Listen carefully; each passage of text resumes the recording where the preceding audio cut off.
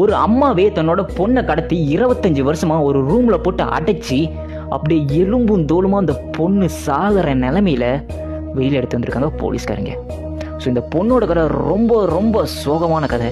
So நான் உங்களுக்கு சொல்கிறேன். பொண்ணோட பேர் வந்து மோனியர். இவங்க வந்து யூரோப்பில் இருக்காங்க. அம்மா அப்பா தங்கச்சி அண்ணன் சொல்லிட்டு ஒரு நல்ல ஃபேமிலியாக தான் இருந்துட்டு இருந்திருக்காங்க. இந்த மோனிங்கிற பொண்ணு என்ன பண்ணுறாங்கன்னா லவ்வில் விழுந்துடுறாங்க. அதாவது லவ் யார் கூடனா தன்னோட ரொம்ப வயசான, அதாவது ஒரு 20-25 வயசு எக்ஸ்ட்ரா ஒரு ஆண் கூட லவ்வில் விழுந்துடுறாங்க. இது வந்து அவங்க அம்மாவுக்கு எப்படியோ தெரிய வருது. எப்படியோ இல்லை, அவங்க அண்ணன் தான் போட்டு கொடுத்துட்றான். போட்டு கொடுத்த உடனே அவங்க அம்மா கூப்பிட்டு ரொம்பவே கண்டிக்கிறாங்க, ரொம்பவே திட்டுறாங்க. மாதிரி பண்ணாது, இது தப்பு அப்படின்னு சொல்லி பண்ணுறாங்க. இருந்தால் அந்த பொண்ணுக்கு வந்து அவரை தான் பிடிச்சிருக்கு. ஸோ மறுபடியும் அந்த பொண்ணு வந்து அவங்க 2 பேரும் லவ் பண்ணிருக்காங்க. அதாவது அவங்க அம்மாவுக்கு பிடிக்கவே இல்லை. அவங்க அம்மா கோவம் அடைஞ்சு என்ன பண்ணுறாங்கன்னா அந்த பொண்ணை தூக்கிட்டு போய் அடைச்சி வச்சிடுறாங்க ரூமில் பல வருஷங்களா.